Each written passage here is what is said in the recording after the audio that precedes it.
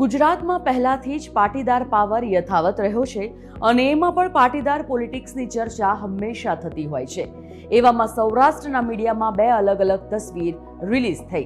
એ બંને તસવીરો હાલ તો ચોરે ને ચોટે ચર્ચામાં આવી ગઈ છે. એક તસવીરમાં જયેશ રાદડિયા અમિત શાહ સાથે જોવા મળે છે.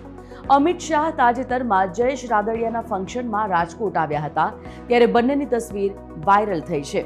તો આ તરફ બીજી બાજુ ખોડલધામના ચેરમેન નરેશ પટેલને નતમસ્તક થયેલા ગોપાલ ઇટાલિયા જોવા મળ્યા.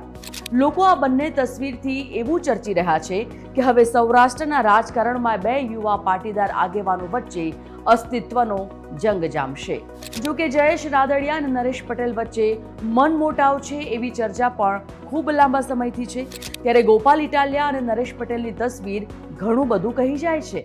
જ્યારથી વિસાવદરની ચૂંટણી ગોપાલભાઈ જીત્યા છે ત્યારથી તેઓ ભારે લોકપ્રિય થઈ ગયા અને હવે પાટીદાર સમાજ એક યુવા પાટીદાર આગેવાન તરીકે ગોપાલ ઇટાલિયાને નિહાળી રહ્યો છે.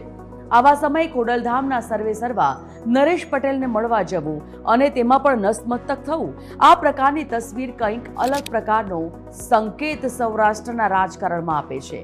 રાજકીય વિશ્લેષકો અને રાજકીય વિવેચકો તો એવું માની રહ્યા છે કે હવે પછીનો જંગ છે જે અસ્તિત્વની લડાઈ છે એ કદાચ જયેશ રાદડિયા વર્સિસ ગોપાલ ઇટાલિયા વચ્ચે હોઈ શકે.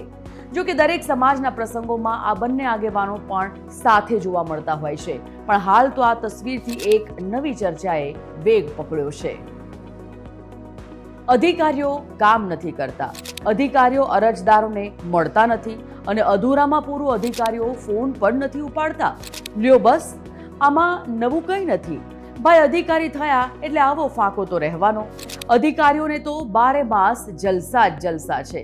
આજે એટલા માટે આ વાત કરું છું કારણ કે રાજ્ય સરકારે હમણાં એક પરિપત્ર જાહેર કર્યો અને આ પરિપત્રમાં અધિકારીઓને સાણમાં કહી દીધું કે અરજદાર, સંસદ સભ્ય અને ધારાસભ્યો અને પ્રજાના કોઈ પણ પ્રતિનિધિઓના ફોન આવે તો તમારે ફરજિયાત ઉપાડવા પડશે અને જો કોઈ કારણસર ફોન ન ઉપાડી શકો તો સામે કોલબેક કરવાનો આગ્રહ રાખજો. ત્યારે હવે રાજ્ય સરકારની આ સૂચનાનું અધિકારીઓ પાલન કરે છે કે પછી બીજા પરિપત્રોની જેમ આનું પણ સુરસુર્યું બની રહેશે એ તો હવે જોઈએ, સમય ક્યાં દૂર છે.